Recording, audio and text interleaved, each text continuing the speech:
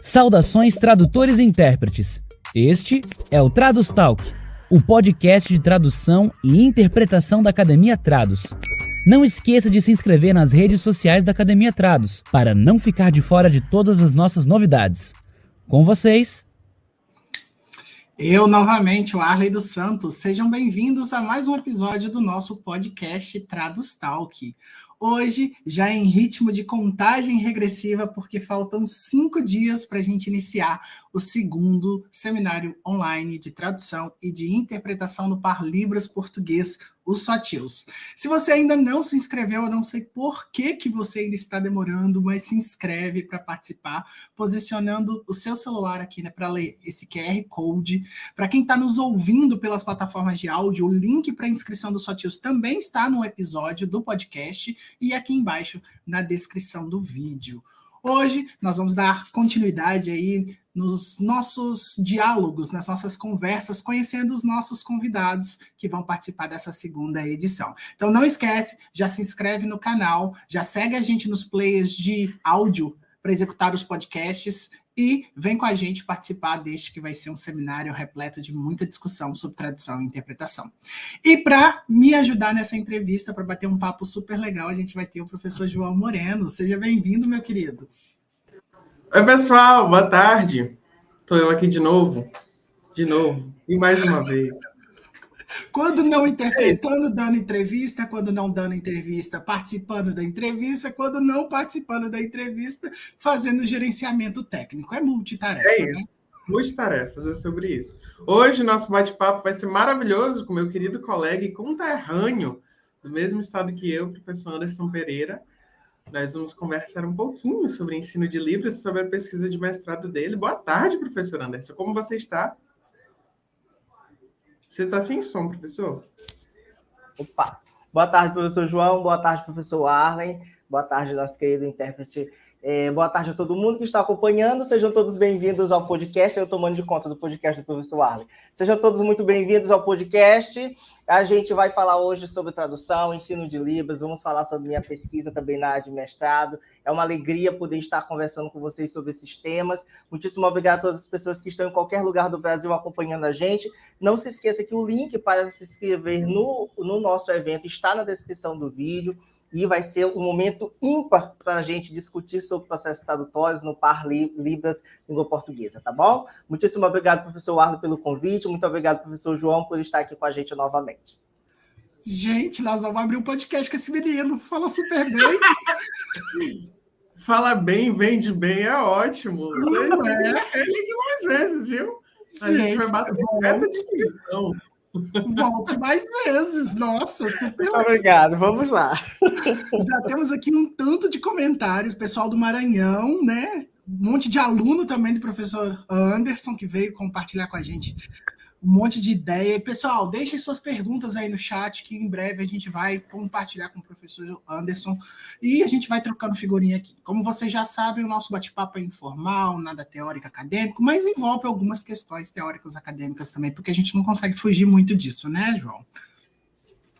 É difícil, a gente tenta levar o negócio para o lado mais leve, quando vê tá discutindo autor, quando vê tá emitindo em polêmica, quando vê tá falando um negócio aqui, peraí, que não prestou isso aqui não. Fiquei sabendo que hoje teremos polêmicas, adoro. Será?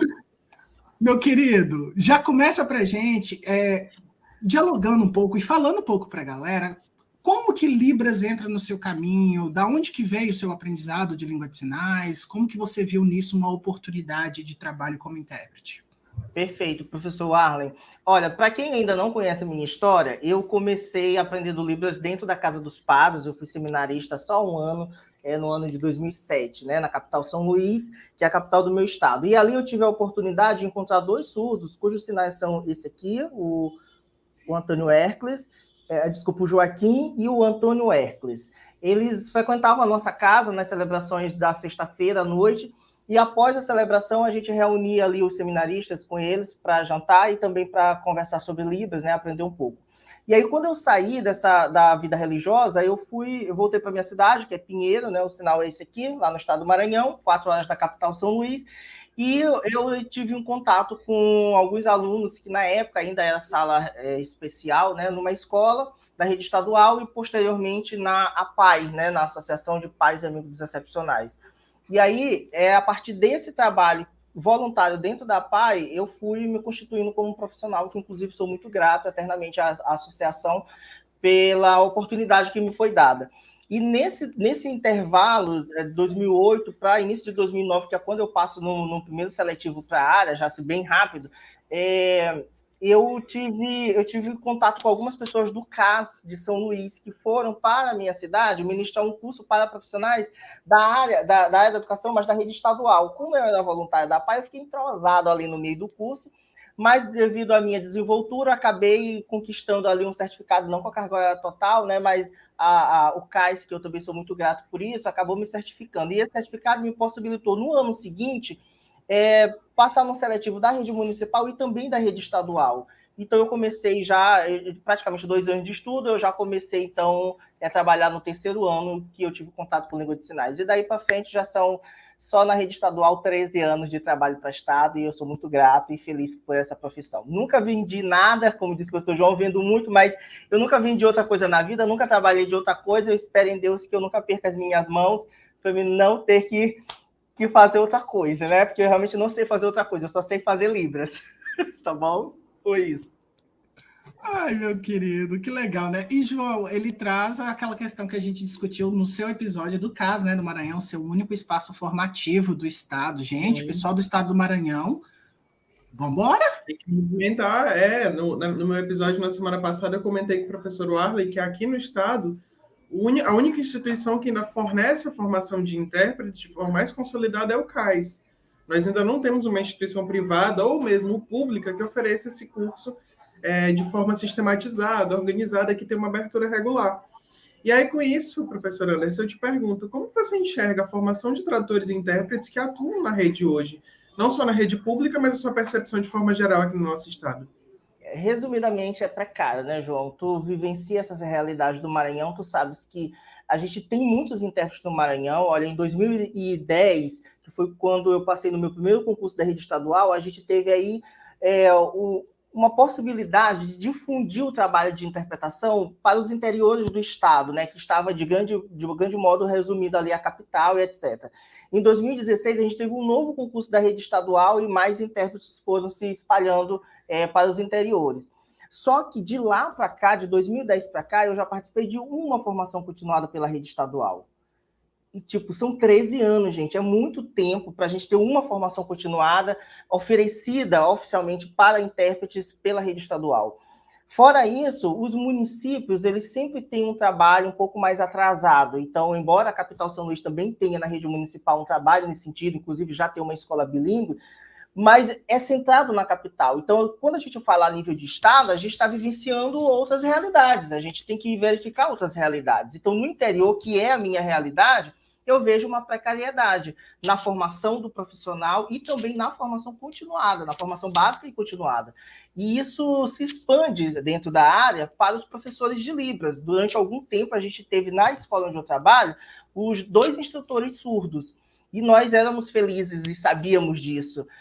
Só que eles eram contratados, né? O contrato temporário, esse contrato venceu na rede estadual. Depois de algum tempo, você não pode mais renovar esse contrato, tem que ficar um intervalo sem esse contrato, depois para voltar, salvo engano, 2 anos, é isso. Só que depois disso, eles não conseguiram mais, eles, enfim, tiveram outras ocupações, acabaram que não conseguiram mais se seletivar na rede estadual e a gente ficou. Então, essa realidade da minha escola do Maranhão é uma realidade que se estende a muitas outras cidades do Maranhão, né? Então, isso realmente é um problema muito sério. A gente tem, sim, algumas boas experiências, o CAIS está sobrevivendo a essa demanda, né? Mas realmente fica bastante pesado para o CAIS, porque eles não conseguem atender a demanda, por exemplo, das cidades da região da Baixada, que é a minha região, ou dos interiores de maneira geral. Isso é bem problemático para todo mundo. O Cássio está comentando aqui, rede estadual tem concurso para intérprete? Sim, no estado do Maranhão, a gente tem, dentro do plano de cargos e carreiras do magistério, a gente tem a função de professor-intérprete de Libras. É muito importante a gente explicar isso, porque nós não somos, na rede estadual, uma função técnica, como acontece, por exemplo, nos institutos federais. Então, o nosso salário, né, a nossa carreira dentro do magistério no Estado do Maranhão é equivalente, equiparada ao dos professores, tal qual. Então, por exemplo, eu sou um professor que eu tenho uma carga horária de 40 horas. Então, o meu salário é igual ao do professor, a minha carga horária é igual ao do professor. Então, nós lutamos. Eu lembro que, na época, antes do concurso de 2010, o grupo de intérpretes, junto com a Associação de Surdos, lutou para que a função de intérprete de Libras dentro do plano de cargos do Estado ficasse como professor e não como um técnico, porque senão o nosso salário seria inferior. Então, na rede estadual do Maranhão, os intérpretes ganham o mesmo salário que um professor de qualquer que seja a disciplina, claro, da educação básica. E isso para a gente é muito vantajoso, porque, conforme anuncia o governo do Estado do Maranhão, nós temos o terceiro melhor salário de magistério. E isso realmente é muito vantajoso para a nossa categoria. Eu ouso dizer aqui que nós somos bastante privilegiados no Estado do Maranhão nesse sentido, porque em muitos lugares, por exemplo, aqui no Rio de Janeiro, onde eu estou nesse momento, grande parte dos intérpretes eles são terceirizados, entende? E a gente sabe que há uma precarização do trabalho terceirizado no Brasil, é uma outra problemática que a gente pode discutir em outro momento. Mas lá na rede estadual, nós somos, o nosso cargo é chamado de professor-intérprete, exatamente para que nós pudéssemos ser equiparados ao nível de magistério das outras disciplinas. Ainda nessa questão de professor-intérprete, muitos estados contratam intérprete sob essa perspectiva, de dar ao intérprete esse status de professor, haja vista as interconexões que a gente tem ali relacionadas à função do intérprete em sala de aula, que não é meramente interpretar. Só que, pelo que eu percebo, a diferença é que aí é um concurso, e ao invés de ser uma seleção, é isso? Correto. Como a gente conseguiu incluir o cargo de tradutor-intérprete dentro do plano de cargos do Estado, a gente é um profissional efetivado, né, pelo concurso. Então, o meu primeiro concurso, que foi o primeiro concurso da rede estadual para intérprete, aconteceu em 2010. E ele é um concurso que ele acontece junto com as outras disciplinas. Então, quando abre o concurso para a educação do Estado, a gente vai ter ali o cargo do professor de língua portuguesa, de história. E aí a gente tem, dentro da educação especial, a gente tem a função do professor intérprete de Libras, o professor ledor de Braille, transcritor de Braille, o professor instrutor de Libras, né? Que não, embora seja o nome professor instrutor, ele não ganha como nível médio, que seria um instrutor de Libras, ele ganha como professor de nível superior, então o salário dele é exatamente o mesmo do meu, que é intérprete com graduação, que é o professor de língua portuguesa com graduação, e a gente tem outras funções, tem uma função que ela tipo assim, um professor de atendimento educacional especializado. Então, ele é um professor que mais ou menos gerencia todo o trabalho dentro da sala de atendimento educacional especializado, mas também faz atendimento para pessoas com deficiência intelectual e outras especialidades. Então, dentro da educação especial, a gente tem os cargos dentro da rede pública estadual, dentro do plano de cargos. Então, quando tem concurso, abre-se vaga para essas pessoas, tá bom? A gente não trabalha com um serviço terceirizado na rede estadual, dentro da educação, dessa forma, para esses profissionais, tá bom? Nossa, que legal. E vale lembrar que aqui no nosso estado, por cópia, né, cópia do que foi bom, que aconteceu no governo do estado, diversos municípios do estado, que são 217, é um estado muito grande, copiaram isso e estabeleceram um cargo de professor-intérprete para o magistério municipal. Por exemplo, São Luís. O único município aqui do estado que tem um cargo de técnico, né, de nível técnico para intérprete é Imperatriz, que é a segunda maior cidade do estado, que teve concurso para isso, mas foi para técnico mesmo, de nível médio e tudo. E alguns outros locais, como Imperatriz, a Câmara de Vereadores teve concurso para intérprete, e agora a Assembleia Legislativa do Estado está com o concurso em curso, né? Vai acontecer a prova agora no mês de agosto. Mas isso que o professor Anderson falou é muito fato, é um privilégio que nós temos aqui, né? Ter tido isso, porque querendo ou não equipara, levando em consideração que as funções elas se entrelaçam muito, e isso acaba sendo muito bom para a rede, até para evitar prejuízo. Os seletivos também acontecem com esse cargo de professor-intérprete, mas, felizmente, o Estado ainda não trabalha com terceirização, porque, de fato, é algo bem precarizado. Mas é isso. Não, é interessante, porque a professora Neiva ela fez um levantamento dessas funções dos intérpretes em nível estadual, e os dados que ela traz é alarmante. E aqui o pessoal está comentando também no chat que muito... Samuel caiu? Ah, voltou. Em muitos estados, a função também é de professor-intérprete, mas a contratação é extremamente complicada, como a Camila está comentando, de que no estado dela, no Rio Grande do Norte, a grande maioria é professor-intérprete, mas não tem proficiência em língua de sinais. Ou então tem outras formações e vê na língua de sinais um espaço de inserção sem ser tão profissional assim. Pode falar, meu querido. Eu tenho duas observações para fazer. A primeira é que no primeiro concurso de 2010, que foi, salvo engano, a banca Fundação Carlos Chagas, FCC, nós tínhamos, além da prova, a prova teórica, né, de múltipla escolha, nós tínhamos uma prova prática. Então, eu passei por essa prova, a gente tinha uma prova que tinha que fazer a tradução da língua portuguesa para a língua de sinais, e o contrário também. Então, nós tínhamos toda essa etapa. E isso foi uma exigência que, na época, a Associação de Intérpretes com a Associação de Surdos fez ao Estado, né? Exatamente para que nós pudéssemos selecionar, de fato, pessoas que sabiam língua de sinais. Para evitar exatamente essa situação que o senhor está falando, professor, de pedir emprestado um profissional de outra disciplina para cumprir aqui o papel, né? E isso é uma realidade que acontecia na rede estadual. Eu conheço colegas da sala de atendimento educacional especializado que elas eram da disciplina de História, de Geografia, de Letras, mas que de alguma forma se entrelaçaram com o atendimento de pessoas com deficiência e elas foram emprestadas, né? Então, quando tem, por exemplo, anualmente o cadastro do servidor, o recadastramento dos servidores, a gente precisa informar que esse profissional é da disciplina de História, mas está fazendo a função de um professor, por exemplo, de ledor braille. Já há muitos anos, há mais de 20 anos, trabalha como ledor braille ou como transcritor. Então, a gente tem sempre que fazer essa informação ali, porque o sistema do Estado vai considerar que esse professor, se é da disciplina de História, precisa estar nas salas A, B, C e D de uma determinada escola, né, por conta do mapeamento. Então, para isso, há sempre a necessidade de informar que esse profissional ele não está atuando como professor de História, mas está emprestado há tantos anos para a educação especial.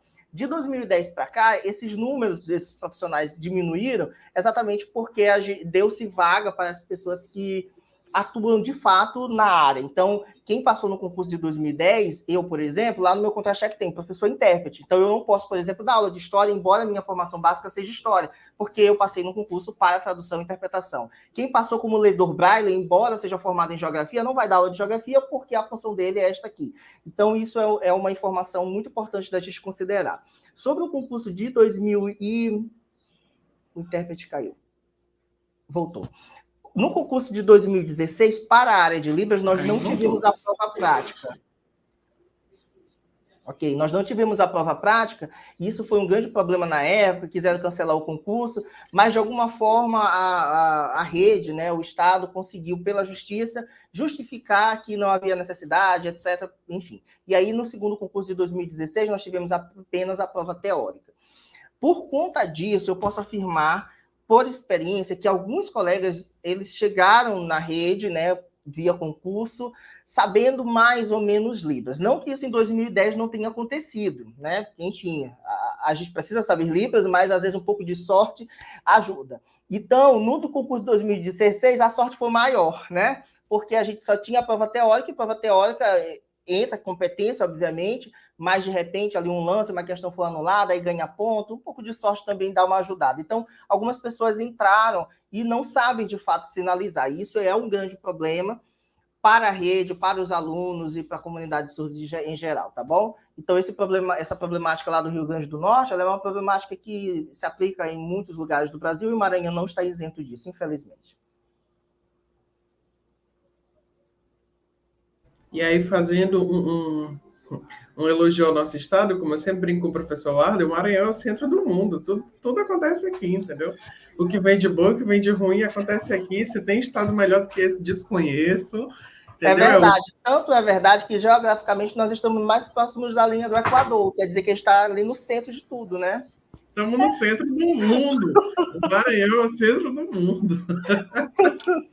João e sua eterna tentativa de me levar para o Maranhão. Já não é de hoje. Vamos, professor Arley, vamos. Vai dar certo. Quem sabe, mais um né? para fazer coro comigo. Mais um para fazer coro comigo. Quem sabe? Pois Vai é. que? Não sei. Vai que surge aí, uma vaga no concurso da Federal do Maranhão. Pô, já dá, né? Ué. Bom, a gente já temos letras libras na Federal do Maranhão, então seria ótimo para todo mundo. Sim. para você, para o professor Arlen, para o professor mestre quase doutor em tradução, que é o professor Arlen. Seria bom também para o professor Arlen, seria bom para todo mundo, entendeu? Vai que. Eu costumo dizer vai que. Não sei. Meu querido, você falou que você está no Rio, né? O que você anda fazendo aí pelo Rio de Janeiro? Então, que legal. Eu estou já há 2 anos no Rio de Janeiro, já quase completando 2 anos. Eu estou fazendo mestrado em Educação Bilíngue pelo Instituto Nacional de Educação de Surdos, o INES. Eu estou muito feliz, inclusive, por essa experiência. É uma experiência que ela surge de uma necessidade pessoal, mas também ela surge de uma cobrança do trabalho na internet, né? As pessoas na internet cobram formação da gente. Então, não que eu tenha me sentido totalmente pressionado pela internet, mas também por uma necessidade pessoal. E eu acho que o desejo de consumo de muita gente. O meu era o desejo de consumo, de alguma forma, entrar em contato com o INES, estudar e dizer que eu tinha um certificado pelo INES, né? Então, quando surgiu a oportunidade do mestrado, eu fiquei muito empolgado, embora, enfim, na rede estadual do Maranhão eu tenha a possibilidade de sair, né, como estou agora, a gente sair com licença, né, para estudo, eu fiquei bastante preocupado, nunca tinha morado fora, e sair em outro estado, sozinho, etc. Mas, enfim, a Tânia Felipe, o sinal, isso aqui, a minha orientadora, me aceitou no meu projeto, fiquei muitíssimo feliz, porque a Tânia Felipe é uma professora que eu estudo há muito tempo, eu acho que todo mundo que é da época do Libras em Contexto sabe, e eu, durante muito tempo, trabalhei na PAI como professor, como intérprete de Libras do curso básico, né? Tinha um professor surdo e tinha eu lá fazendo a tradução. E durante muito tempo a gente usou esse material dela, então enfim, fora isso, outras leituras da Tânia. Então, eu fiquei muito empolgado e vim embora mesmo, assim, tipo, com a cara e a coragem mesmo. Eu moro aqui do lado do INES, e eu dei preferência disso porque, tipo, é muito mais prático, né? Cidade grande, eu não sabia como era pegar trem. Enfim, já tinha andado de metrô uma vez na vida, muitos anos atrás, em São Paulo. Então, tipo, para mim era muito complicado imaginar a situação de uma pessoa que mora no interior, que nem sistema de transporte público não tem direito. Só tem uma linha de ônibus que vai de um bairro para o outro, que é bem distante. Pronto, e tipo, eu nem tenho costume de pegar esse ônibus porque eu não moro nesse bairro distante. Então, tipo, para mim, tomar ônibus, metrô e sei lá, isso tudo para mim é muito complexo. Então, eu dei preferência de alugar um apartamento aqui do lado do INES, porque tipo, é do mesmo lado e eu só preciso avançar aqui a calçada, não atravesso rua, não corro o risco de ser atropelado. Então, tipo, daqui eu já olho ali a cúpula do INES, então tá tudo certo. Então, eu estou aqui do ladinho, bem pertinho, estou no mestrado, a gente já está no 2º ano, né? Já estou para finalizar, eu espero que até dezembro defenda o meu trabalho, e eu estou pesquisando terminologia em língua de sinais, tá bom? Eu vou aproveitar a oportunidade para apresentar aqui rapidinho o meu trabalho, por favor. Já ia fazer a pergunta. Pronto. Então, o que acontece? Eu estou pesquisando com a professora Tânia na área de terminologia. O que é isso? A gente está pesquisando sinais da área de língua de sinais. Especificamente, eu estou trabalhando com a disciplina História. Então, dentro do universo da terminologia, eu pesquiso sinais da área de História. Dentro da área de História, eu estou pesquisando apenas os sinais que já estão sendo utilizados nas provas ou videoprovas do Enem. Então, a gente sabe que o Enem ele tem uma versão que é em língua portuguesa e a gente tem uma versão que é em Libras. Este é o primeiro problema da minha pesquisa. Nós estamos diante de um produto de tradução, que inclusive é o que nós estamos discutindo neste evento. Se é um produto de tradução, a gente automaticamente tem que refletir sobre todos os problemas relacionados aos processos tradutórios.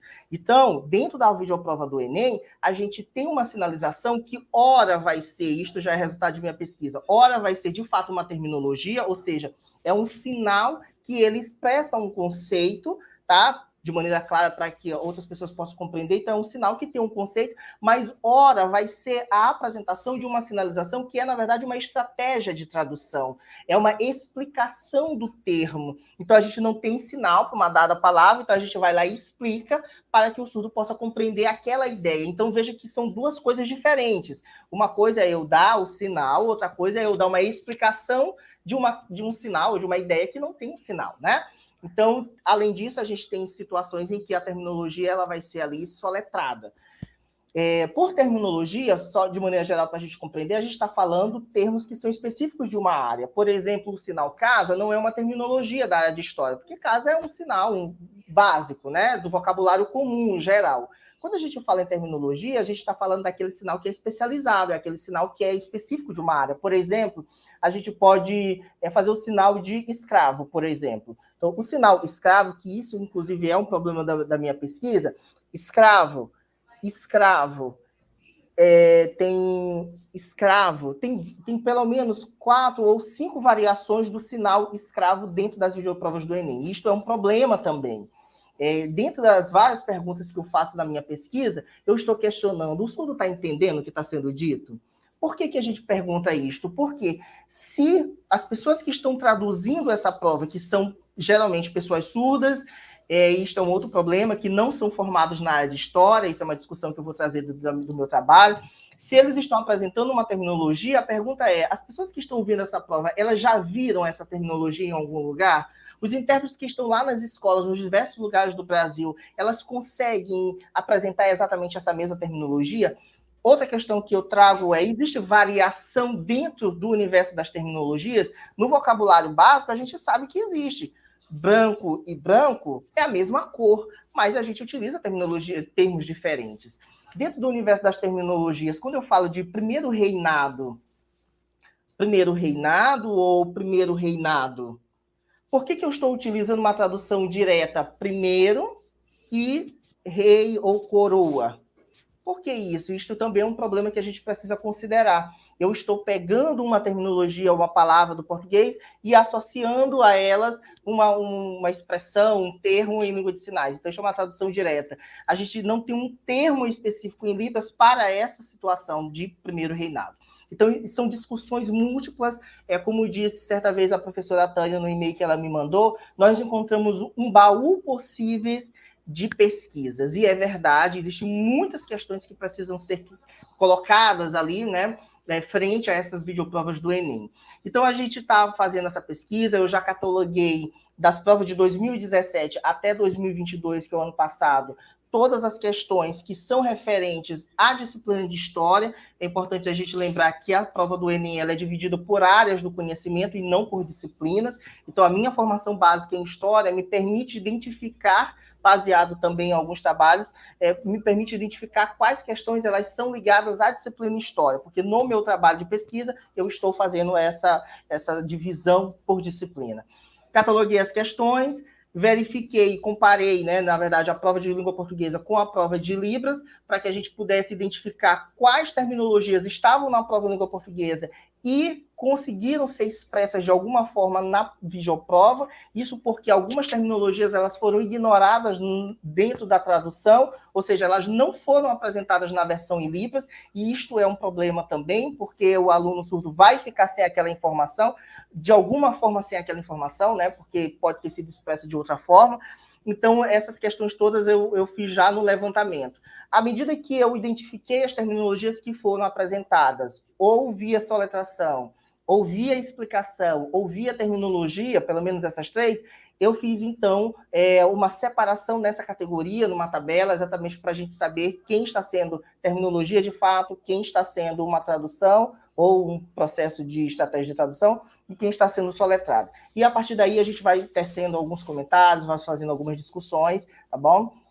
Então, recentemente, eu consegui, rapidamente, só para finalizar, eu consegui apresentar parte desse resultado dentro do grupo de pesquisa da professora Vilma Favorito, que é daqui do Unis, né? Ele tem um grupo de pesquisa chamado Manuário, que o sinal é esse aqui, e eu faço parte desse grupo de pesquisa, que também pesquisa terminologia em Libras, e a gente já conseguiu encontrar outro trabalho de uma colega lá dentro, que está fazendo um trabalho semelhante, né, o mesmo processo metodológico, ou seja, ela está pegando um vídeo que é sinalizado, e a partir desse vídeo ela está identificando os sinais da área de ciências.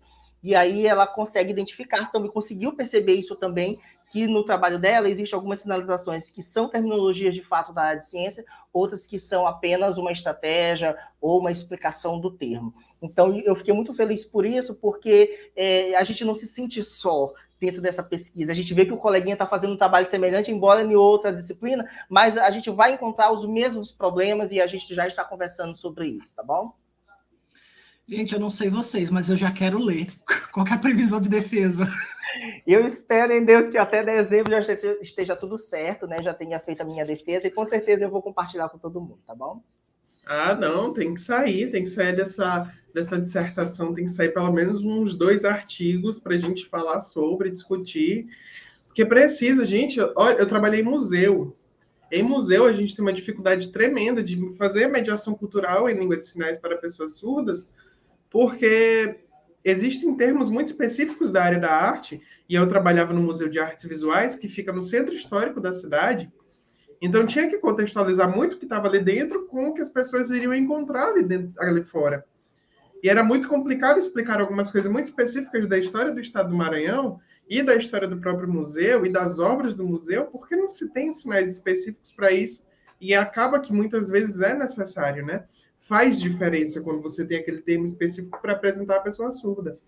E aí eu queria te perguntar, Anderson, uma coisa que me veio aqui agora, por que você foi pesquisar sobre história? Por sua formação básica ou por dificuldade na hora de interpretar em sala de aula? As duas coisas, João. Eu sou formado em História pela Universidade Estadual do Maranhão. Foi um curso que, na época, eu fiz porque era o que tinha, né? Mas eu acabei me apaixonando pelo curso e pela disciplina. Como a gente é do interior, a universidade às vezes não chega, então foi a primeira turma da Universidade Estadual do Maranhão fora do polo do campus central, que fica na capital. Então, na nossa cidade, a gente tinha pouquíssimas opções, etc. Então, quando veio, eu tinha a opção de História ou Letras, porque era à noite e eu trabalhava durante o dia, eu já trabalhava pelo Estado. Então, eu acabei ficando no curso de História. Ingenuidade minha, na época eu não pensei em letras, né? Eu estava trabalhando com línguas, mas enfim. Fui para a História, fiquei, gostei e etc. Essa é a primeira razão, né? Eu teria, vou usar essa expressão, eu teria condições de refletir sobre a história, entende? Imagina eu, formado em História, querer pesquisar sinais da área de Biologia. Fica bem complicado, que existe um conceito que eu adoro nos processos tradutórios, que é o conceito de competência referencial. Você precisa ter ideias sobre aquele conteúdo, você precisa saber de que se trata para que você consiga fazer melhores escolhas tradutórias. Como é que eu vou falar, por exemplo, de cromossomos em Libras? Como é que eu vou explicar célula? Como é que eu vou explicar o cromossomo está dentro da célula? Eu não tenho condições disso, porque, embora eu tenha leitura, já fiz isso no médio, eu não sou formado na área. Existem alguns detalhes que quem é da área vai saber melhor do que eu. Então, eu, formado em História, eu imaginei, né, e isso tem me ajudado bastante, eu consigo refletir melhor se um termo está sendo bem aplicado, eu consigo entender o significado desses termos, e aí eu consigo pensar isso em Libras também. Bom, essa é a primeira razão. A segunda razão é que, quando eu cheguei no INES, e foi o meu projeto de pesquisa que eu entreguei para a professora Tânia, eu queria pesquisar sinais relacionados à história do Maranhão, pelo motivo de que nós somos o centro do mundo. Então, a gente precisa ter, já que a gente está próximo da linha do Equador, então o Maranhão, ela precisa ter esse vocabulário, né, registrado, pesquisado. Então, o Maranhão, sendo o centro do mundo, sim, é.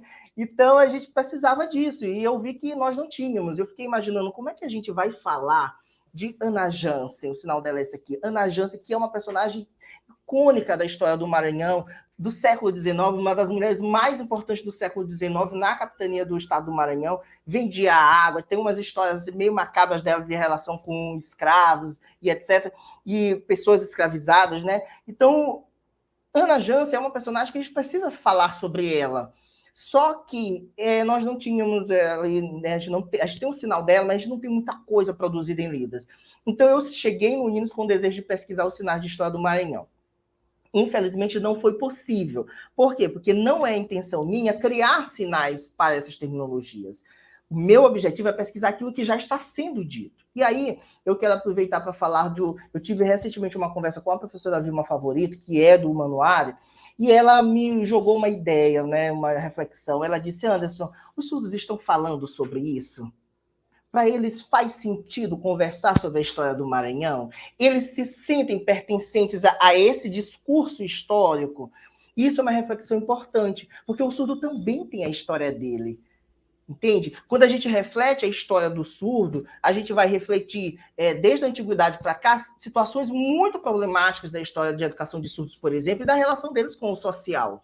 Então, veja, talvez para o surdo não seja interessante conversar sobre isso. Isto é uma reflexão possível, não é foco do meu trabalho, mas é para que a gente possa pensar sobre. Se o surdo não está falando sobre este assunto, talvez não seja interessante para ele. Isso quer dizer um monte de coisas, por exemplo, e quer dizer, então, que esse surdo não vai ter acesso a essa informação e as avaliações externas, o Enem, AMA e outras coisas. Ele vai ser cobrado. E aí a gente entra aqui num conflito cultural. o que é culturalmente de ouvinte, o que é culturalmente de surdo, e a gente precisa pensar sobre isso. Então, esse problema de eu não encontrar as terminologias relacionadas à história do Maranhão me obrigou a fazer uma mudança de projeto. Né? Automaticamente, eu passei a refletir com a professora Tânia que a gente não tinha corpus, a gente não tinha material para pesquisa.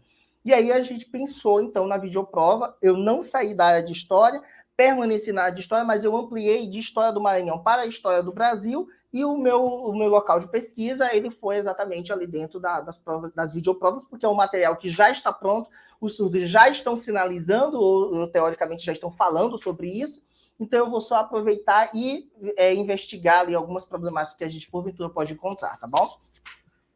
Muito legal. Nossa, muito legal mesmo. Meu querido, e a temática que você está trazendo para o Sotios, ensino de Libras nas redes sociais, como é que você vê essa temática hoje dentro dessas redes? Porque tu tem um perfil que é gigante, um monte de aluno teu está aqui confirmando que o Maranhão é o centro do mundo, né? Sim, claro. Né? Gostei tanto dessa frase, gente. E aí, como é que você vê, João, como é que você vê o panorama atual do ensino de Libras dentro das redes sociais? Essa temática ela é muito importante, professor. Depois que a gente vivencia a situação da pandemia da Covid-19, a gente tem uma alteração nos nossos padrões de comportamento com as vivências sociais. Isso é muito notório pelo simples fato da gente estar aqui fazendo um podcast ao vivo, online, e um monte de gente nos acompanhando. Isso aqui é uma realidade, um reflexo. Não é que não existia antes da pandemia, mas hoje é muito mais natural para a gente ter que acessar uma plataforma para acessar conteúdos, informações de qualquer forma.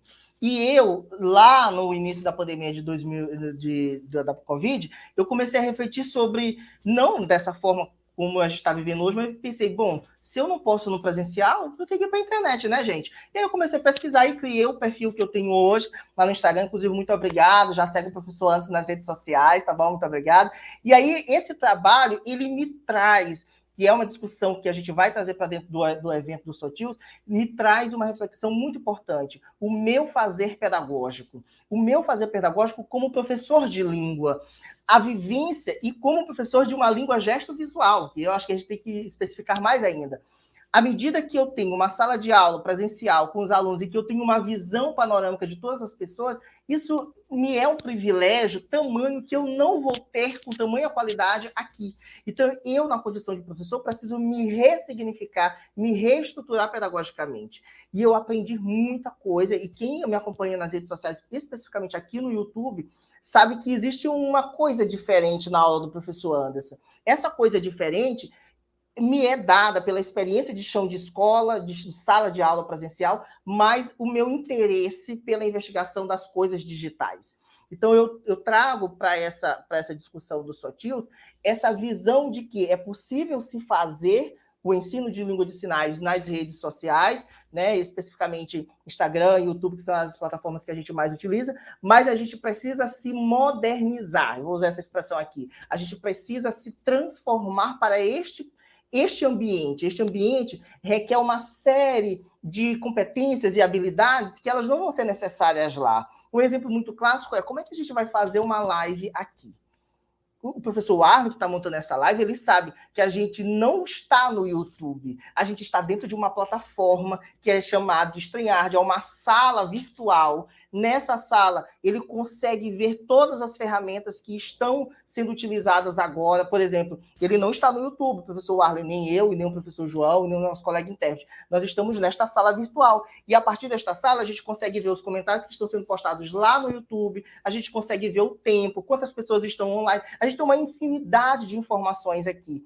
Vejam que se eu não sei mexer nesta plataforma, eu não consigo chegar no YouTube. Não é simplesmente pegar o celular e apertar um botão. Não é tão simples assim. Para que a gente tenha todos estes elementos, um plano de fundo personalizado que tem o professor Arlen, a logo que aparece, a posição dessas caixinhas que é cada uma das pessoas, a conexão com o microfone, a posição da câmera. Veja que isso aqui, gente, não é tão simples.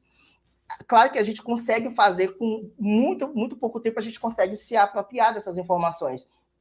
Mas a gente precisa de um tempo de adaptação. E essa vivência do ensino de uma língua gesto visual aqui nesse espaço vai nos trazer, vai implicar uma alteração muito profunda na forma como a gente ensina, na forma como a gente se relaciona com esse aluno, na forma como a gente apresenta essa informação, tá bom? Mas essa discussão mais aprofundada, com outros pontos, a gente vai apresentar aqui no Sotios. Inclusive, quem ainda não se inscreveu, que chegou agora, os links estão todos disponíveis aqui na descrição do vídeo. Acompanha o Sotios lá também no Instagram, que a gente tem um Instagram, tá postando. A gente tem feito uma sequência de muitos podcasts com todos os convidados que a gente vai encontrar no Sotios. É uma semana de muito aprendizado. A gente está há apenas 5 dias. Se inscreva nesse link, acompanhe. O professor Anderson vai estar lá, o professor Arlen vai estar lá, o professor João, muitos outros profissionais da área de Libras que vocês conhecem das redes sociais ou das academias vão estar com a gente. Vai ser um momento ímpar. Quando eu compartilhei, inclusive no WhatsApp, eu disse, este é o maior evento de tradução e interpretação da área de Libras, porque a gente não tem outro momento que a gente possa discutir especificamente tradução neste par língua portuguesa e língua de sinais. Então, é um momento ímpar. Faça o esforço, esteja com a gente, as aulas vão ser ao vivo, a gente vai ter a opção de conversar com os convidados, de tirar dúvidas. Quem está começando, quem já está na metade do caminho, quem já está do meio por fim, pode participar de qualquer forma. A gente vai fazer sempre uma linguagem acessível para que todas as pessoas possam acompanhar, tá bom? Pronto, já 50 inscrições daqui até o final do podcast. Está contratado, pode mandar seu currículo, está contratado. Olha, e tem uma coisa que eu estava refletindo aqui agora, que é até um pedaço da minha fala no evento, que eu e o professor Anderson, a gente tinha combinado antes de falar um pouco sobre o nosso curso de formação de professores, né? Mas é algo que a gente discutia muito com os nossos alunos, que é a questão da competência técnica e instrumental que os alunos têm que ter. Se a gente for comparar com as competências tradutórias e com as subcompetências lá que a professora Hurtado Albir nos apresenta, nós conseguimos fazer isso de forma comparativa as competências instrumentais que os professores de Libras precisam ter. Nós temos uma dificuldade muito grande, e isso era uma coisa que nós observávamos, em relação à forma como os nossos professores que estão atuando hoje vão passar a língua para os alunos, às vezes por dificuldade de compreensão de conhecimentos e de conceitos muito básicos da área da letras e que às vezes o professor precisa ter. Mesmo que ele não seja formado em letras, ele precisa de conhecer o que é uma língua. Mesmo que ele não seja formado em letras, ele precisa conseguir apresentar para o aluno diferentes abordagens sobre a língua, né? Então, esse tipo de competência é um conhecimento que é muito importante. Quando a gente trabalha na rede social, e a Anderson sabe que era uma tecla que eu batia muito com os meninos, não é a mesma coisa. A gente não consegue levar para dentro da sala de aula virtual as nossas práticas pedagógicas da sala presencial. Por mais que a gente adapte muita coisa, por mais que a gente tenha muita referência, tenha muita bagagem, tem coisa que não vai dar certo, né? Então, eu entendo que é o momento hoje, depois de 2, 3 anos, quase 4, eu acho, de um trabalho virtual muito mais fortalecido, de uma ampliação muito grande dos cursos ofertados de graduação ou dos cursos livres ou até dos cursos de formação profissionalizante, nós precisamos hoje discutir sobre qual é a competência instrumental que os nossos professores de Libras têm para trabalhar na internet. E aí vem a grande dificuldade de entendimento da maioria dos professores, que é, eu trabalho na internet e este meu trabalho ele precisa ser feito para a internet. Porque o meu trabalho para o presencial ele é feito de uma forma. E aqui a gente traz coisas com animações, a gente traz coisas com vídeo, traz coisas que promovem uma interação maior entre os alunos, porque todos nós sabemos que este é um ambiente muito frio. Né? Ver a câmera, por mais que eu veja aqui 3 pessoas na minha tela, comigo 4, que eu veja que existem 28 pessoas assistindo, não é a mesma coisa de você estar numa sala de aula presencial com um monte de olho te olhando, tu fica, peraí. Dá uma sensação de que a gente está... E eu sempre falo isso, dá uma sensação de que a gente está falando com a parede terrível. Né? Professor João, tem uma situação bem interessante também, que é a questão da perspectiva, é que aqui a gente vê o nosso trabalho, a gente se vê. Lá na sala de aula presencial, a gente só vê os colegas, a gente só vê os alunos, a gente não se percebe, a gente não se vê. E isso é muito importante, porque às vezes eu, por exemplo, já me vi em muitos casos sinalizando e eu vi que uma dada posição, uma dada articulação de um sinal não ficou muito bacana.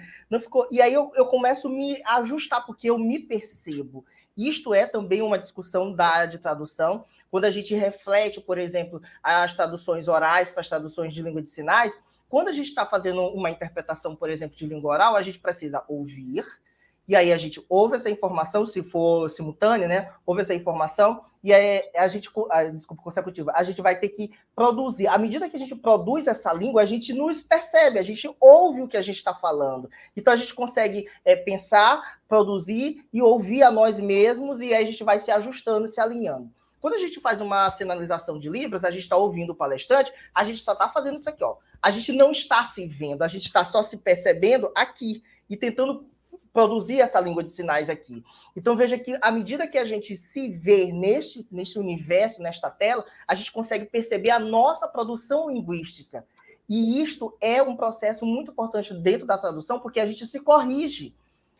Eu vou dizer a vocês uma coisa que eu sempre digo para os meus alunos. Eu assisto as minhas aulas.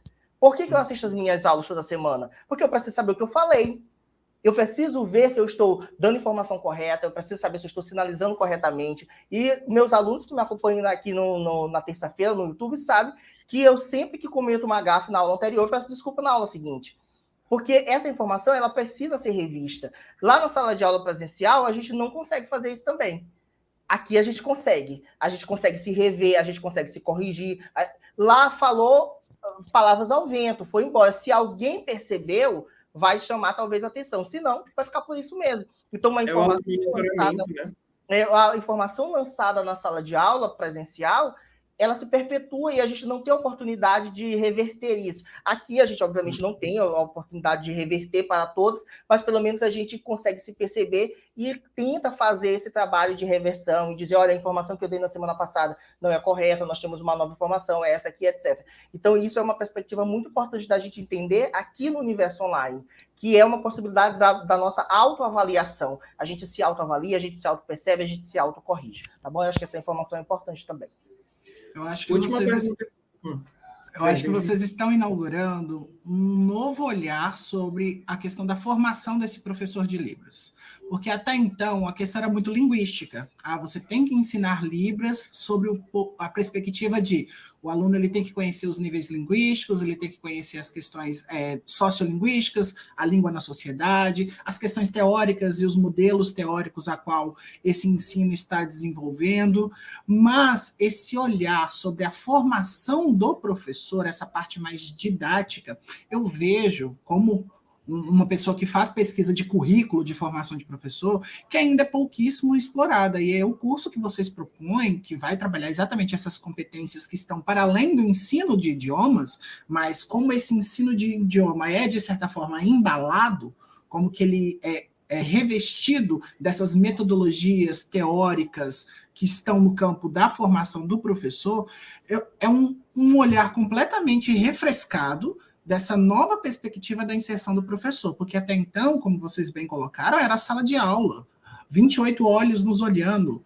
e agora nós estamos aqui num espaço que atinge todo mundo, o mundo inteiro, ao mesmo tempo, quando se está ao vivo, e que ainda não foi discutido nas formações de professores de Libras. Eu acho que vocês estão inaugurando um caminho extremamente profícuo, um caminho muito interessante, e o pessoal que está acompanhando também pode entrar nessa trilha que eles estão abrindo, porque vocês estão, de certa forma, inaugurando uma nova área de interface, uma nova área de pesquisa, uma nova discussão para a academia, que é esse professor 4.0, né? Isso. Então, imagina, professor, se o Maranhão não faz, quem vai fazer, né? Como centro do mundo, a gente está refletindo isso porque eu e o professor João eu sou formado em Letras Libras também, o professor João está finalizando, então veja que a gente tem uma vivência também da área da Libras. E uma das coisas que a gente trouxe para dentro do nosso curso, esse curso que a gente vai apresentar aqui no Saltios, eu e o professor João já usamos um grupo teste, tá? A gente aplicou esse curso durante 2 meses, a gente discutiu, eu e o professor João tivemos assim muitos insights do tipo, isso aqui serve para uma pesquisa, vamos escrever um artigo, e a gente pensou uma infinidade de coisas. Então, esse grupo teste nos trouxe muitas outras reflexões que nós não tínhamos antes de pensar o curso. O nosso curso foi pensado, professor Arlen, e toda a comunidade que está aqui com a gente, numa perspectiva de formação muito básica de um professor. A primeira delas é pensar a ementa do curso. Como é que eu vou ensinar num curso de Libras que eu não sei o que vou ensinar, eu não sei que método eu vou utilizar, que instrumentos avaliativos eu vou utilizar? Tudo isso precisa ser pensado na ementa do curso, no plano de trabalho. Então, uma aula que a gente teve, era um módulo, na verdade, era somente para ensinar a montar uma ementa. E, gente, dá muito trabalho pensar uma ementa. Dá muito trabalho pensar uma disciplina, pensar um curso inteiro básico de Libras. Porque, como eu disse a vocês, a gente precisa primeiro pensar qual é o nosso público, para quem eu estou ensinando, o que eu quero ensinar para essas pessoas. E uma das reflexões que a gente fazia no curso é, se eu vou ensinar, que nós tínhamos alunas, se eu vou ensinar para um grupo de policiais que estão fazendo abordagem no trânsito, a eles interessam os sinais de animais? Ou conversar sobre isso? Gente, não faz sentido. Por que eles vão falar sobre frutas? Por que eles vão falar? Então, veja que existe uma outra perspectiva do ensino dessa língua para este público. Então, pensar o público é importante, que conteúdos vão ser trabalhados que atendam à necessidade desse público. Nós tínhamos alunos ali dentro do curso que estavam trabalhando com atendimento de ensino de Libras para atendentes de farmácia, ensino de Libras para policiais, ensino de Libras para professores de disciplinas da rede básica, né? Pessoas que estavam ensinando Libras em comunidades religiosas muito específicas. Então, veja que há um universo muito distinto. E o curso básico que serve para um policial, ele pode não atender o professor, que pode não atender quem está na comunidade religiosa, que pode não atender quem está trabalhando na farmácia. Então, veja que a gente tem múltiplas perspectivas. Pensar o público, pensar os conteúdos, de que forma eu vou apresentar esses conteúdos, faz parte do processo de elaboração da ementa. Então, a gente pensou a ementa, logo em seguida, a gente pensou que instrumentos a gente utilizaria para ensinar esse conteúdo, se no ambiente virtual, se no ambiente presencial. A gente refletiu sobre formas de a gente ensinar utilizando instrumentos que a gente vai chamar de metodologias ativas, né? Mesclando coisas da tecnologia com o presencial e tentando interagir. O professor João falou que a gente dividiu as aulas, algumas ele orientando e eu outras. Como que a gente pode gravar um vídeo em Libras? Gente, isso aqui é básico para um professor de língua de sinais. Como é que eu me posiciono na frente? Eu vou dar um exemplo. Eu não tenho como fazer uma gravação de um vídeo e tá cortando a metade da minha cabeça, minha mão não está aparecendo. A gente tem um limite que precisa ser respeitado. O enquadramento da câmera tem que estar de tal modo que me consiga perceber toda essa articulação feita no meu espaço de sinalização. Então, o professor João trouxe uma aula que ele apresentou múltiplas possibilidades, alguns recursos de imagem, alguns recursos de som também, alguns recursos de iluminação. Então, o nosso curso foi pensado nessa perspectiva e isso tudo a gente vai trazer para os Sotios, apresentando como a gente fez esse curso, como a gente pensou esse curso, mas também refletindo algumas questões nessa perspectiva, que é exatamente o que o professor Arlen está falando para a gente. Como é que a gente reflete esse novo trabalho? Eu chamo de novo trabalho porque é uma especialidade a gente trabalhar com ensino de línguas sinalizadas, é uma especialidade a gente estar no mundo virtual ou pós-pandemia. Então, tudo isso nos faz uma pessoa nova. E essas reflexões precisam ser trazidas à tona. Não, sim, com certeza. E isso que a gente trouxe de discussão, principalmente, foi uma coisa que quando a gente estava montando, a gente montou esse curso numa madrugada, viu, gente? Eu falei, ressaltar isso. Quando foi numa madrugada, 3 horas da manhã, a gente conversando, quando foi no outro dia, a Ana falou, tô aqui com a ementa pronta. Aí eu, peraí. E uma das primeiras coisas que eu falei para ele, que eu me lembro bem, foi, nós precisamos ter uma aula para ensinar conceitos linguísticos para esse povo. Porque eu sabia que ia ter um monte de gente que não tem formação em letras. E isso, ao passo que eu acho, que nem eu falei na minha fala, eu acho muito, muito bem, muito bom, pessoas que não são da área de letras ensinando, porque todo mundo precisa ganhar o seu. É muito complicado, porque existem conceitos muito específicos das letras que a gente tem que saber para dar uma aula de língua, né? E isso que Anderson falou da especialidade é uma subespecialidade que a gente faz, que é o ensino de língua sinalizada em ambiente virtual. Isso é muito restrito. Isso dá nome de livro, hein? Isso dá nome de livro. Já guarda isso, ainda bem que está gravando. É muito bom.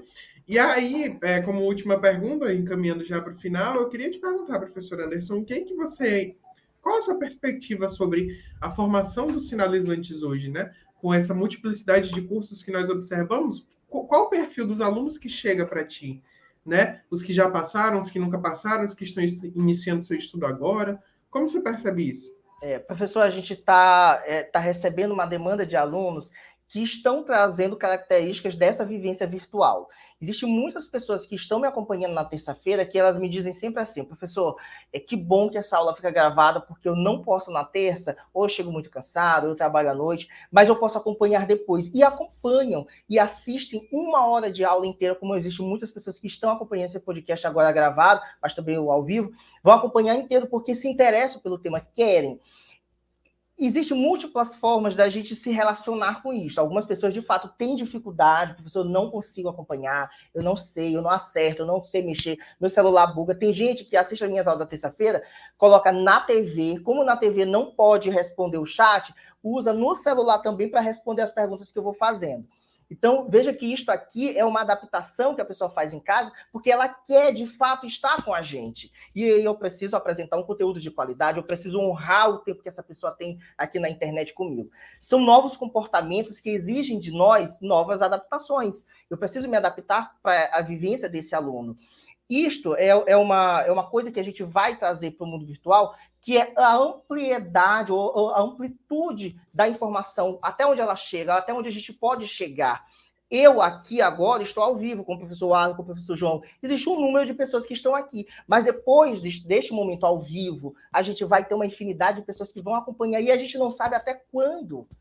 Então, veja o nível de responsabilidade que a gente tem com o que a gente fala, com o que a gente apresenta. Então, a gente precisa pensar também sobre isto, sobre até onde a gente consegue chegar. E a gente não tem como limitar até onde a gente vai chegar. E que bom, porque quanto mais pessoas acessarem a língua de sinais, quanto mais pessoas aprenderem, melhor. Então, eu consigo perceber que o perfil dos alunos é diferente, mas eu também consigo perceber que nós precisamos ser diferentes aqui na rede social e a gente tem a possibilidade de chegar muito mais longe, de atingir muito mais pessoas. Que bom que eu consigo acessar o professor Arlen. Como que eu, lá no centro do mundo, no Maranhão, vou conseguir acessar o professor Arlen que está na ponta sul do hemisfério? O professor Arlen é um cara extremamente competente na área de tradução e interpretação para as línguas de sinais, por exemplo. O par língua portuguesa Libras. Como é que eu, no centro do mundo, ia acessar o professor Arlen? Não tem como. Se não fosse a internet ou essas possibilidades dentro da internet, a gente não se encontraria, eu não aprenderia com ele. Então, veja que eu ficaria limitado no meu universo. Estar aqui é se permitir acessar todo o conhecimento que a humanidade já conseguiu construir. De maneira muito simples, com um toque na tela, com um toque, um clique aqui no nosso computador. Então, eu vejo que é uma possibilidade que nós, na condição de formadores de opinião, de professores, a gente tem de difundir o nosso conhecimento, mas também das pessoas acessarem informações realmente relevantes e importantes para a sua formação pessoal e profissional. Gente, eu só tenho que agradecer pela oportunidade de estar aqui acompanhando vocês, de ter tido essa ideia de juntar pessoas de tão distante, lá do centro do mundo. Eu não estou lá, né? Mas por aqui a gente consegue acessar esse centro que todo mundo fala, né? Ainda, é verdade. E acho muito, muito legal, porque, tipo, momentos como esse, em que a gente está aqui, a gente fala, né? O podcast é um bate-papo informal, é uma coisa para a gente conhecer as pessoas, conversar de maneira mais aberta, não preso às amarras teóricas que a academia nos impõe, enquanto é uma palestra, um evento e tal, mas um bate-papo. E isso gera nos alunos uma série de outras questões que vão se desdobrar e depois a gente vai ficar sabendo, mas eu tive essa ideia por causa daquele bate-papo. Inclusive, já estão aqui convidados para compor a organização de um livro, tá? João, Anderson, nós vamos organizar um livro. João, mais trabalho para nós, né? Mas a gente é muito noturno, as nossas madrugadas são produtivas, né? Então, quem sabe aí organizar um futuro volume com publicações sobre isso, um novo perfil do professor das redes sociais. Eu também já estava escrevendo alguma coisa nesse sentido para o Traduzaí. Eu tenho alguns textos do Traduzaí parado também, porque a gente não tem onde publicar. A revista de educação não aceita, porque a gente está dando aula de tradução, por exemplo, no meu caso. Eu tive textos negados porque é aula de tradução, aí a educação não pega. E aí, quem sabe, a partir desse papo, a gente não possa aí contribuir com a galera. E meu querido professor Anderson está convidado a voltar, tá? Muita coisa a gente não conseguiu conversar, por exemplo, os seus livros, que eu vi que tem um aí maravilhoso compondo esse cenário. Já aproveita e divulga ele para nós. Ótimo, eu tenho pelo menos 2 livros publicados, tá? Inclusive já tem 3 na sequência, o professor João já está ali com o dele. Esse aqui é um livro sobre estruturação de frases em Libras, tá bom? Foi minha primeira publicação impressa. Como estruturar frases em Libras, está disponível na minha loja virtual, vocês acompanhando lá pelo YouTube, ou também no Instagram, vocês conseguem acessar. É um livro que vai apresentar de maneira muito básica e simples para quem está começando, mas também para profissionais, como é que a gente pode organizar o pensamento em Libras, tá bom? Livro super acessível com frete grátis. Um outro livro que no momento estão esgotadas as edições é esse aqui, que é um guia básico de conversação em Libras, que é um guia que eu pensei numa perspectiva contextualizada. O que é isso? Ao invés de eu apresentar textos, eu apresentei frases que a gente vai utilizar em um dado contexto. Por exemplo, num contexto religioso, a gente vai convidar a pessoa para sentar, vai perguntar se já é batizada, e muitas outras questões que são específicas. Então, a gente tem, por módulos, os contextos. Então, eu tenho uma frase em português, mas também a sinalização em Libras, e aí você consegue, então, acessar essas informações. Um detalhe importante é que, além disso, em todas as páginas, eu tenho um QR Code que vai levar para um vídeo em que eu vou fazer a sinalização dessa frase e explicar cada sinal como é que você vai fazer, tá bom? Então, não é simplesmente um livro, eu costumo dizer que esse aqui é um livro que a gente compra e ganha um curso de Libras junto, né? Porque todas as frases, elas são sinalizadas e são acessadas a partir do QR Code.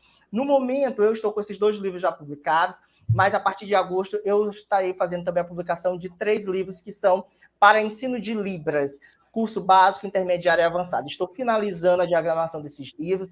Por enquanto, esses 3 livros vão ficar disponíveis apenas para os meus alunos do meu curso básico, intermediário e avançado de Libras. Por quê?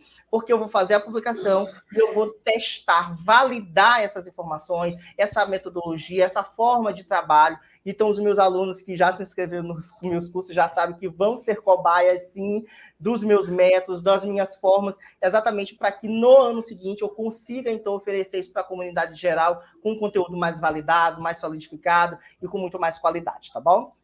É isso aí, pessoal. Então, não perde as novidades do professor Anderson. Já segue ele em todas as redes sociais, que, como ele bem anunciou, estão aqui na descrição do vídeo. A gente se vê, então, no Sotios, semana que vem. Lembra que só falta 5 dias. Corre para fazer sua inscrição.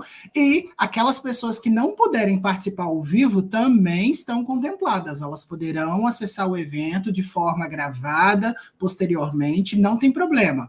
A gente já recebeu muitas mensagens assim, mas eu não posso participar ao vivo, não tem problema.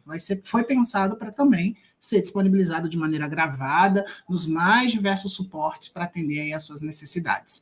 Então, meus queridos, muito obrigado, professor Anderson, pelo seu tempo, pelas trocas teóricas, metodológicas, conceituais, por esse momento de tanto aprendizado que você nos proporcionou na tarde de hoje. Muito obrigado, professor Arlen, pelo convite. Muito obrigado, professor João, por estar aqui com a gente. Muito obrigado, nosso colega intérprete. Eu quero aproveitar para dizer que eu estarei no Sotios, a gente se encontra na próxima semana, a gente vai ter uma oportunidade incrível de discutir sobre tradução, sobre aprendizado de Libras, ensino de Libras. Então, vai ser uma oportunidade única neste ano de 2023. Então, se inscreva nos links que estão aqui abaixo. A gente vai ter as aulas gravadas para quem não puder acompanhar. E além do professor Anderson, muitos outros professores que vocês conhecem das redes sociais ou das academias vão estar com a gente. Então, se você não gosta de conversar sobre um tema de ensino de Libras, vai ter outros temas que com certeza vão te interessar. Então, a minha sugestão para este semestre, para a gente finalizar com chave de ouro esse semestre, se inscreva no Sotios, que a gente tem muita coisa para conversar. Muito obrigado, professor Arlen, muito obrigado, professor João, os intérpretes, muito obrigado a todos os meus alunos, todos os alunos do professor Arlen e do professor João que estão aqui com a gente. A gente se encontra, então, na próxima semana. Até mais! João, meu querido, muito obrigado pela sua participação. A gente se vê, então. Cadê o link da loja? Estão pedindo o link da sua loja, professor Anderson. Gente, vai estar tudo aqui. Vai estar tudo aqui na descrição do vídeo, pessoal. Pode ser que agora não apareça, porque a gente deu uma atualizada, mas depois, quando vocês voltarem, tá tudo aqui na descrição do vídeo, tá bom? Samuel, nosso colega intérprete que esteve aqui efetuando a interpretação, muitíssimo obrigado, meu querido. Eu encontro todos vocês na próxima edição do nosso podcast. Inclusive, hoje tem outro episódio que vai acontecer ainda hoje, então já fica aí ligado nas redes sociais do evento e da Academia Trados. Uma boa tarde a todos. Tchau, tchau. Tchau, meu povo. Beijo.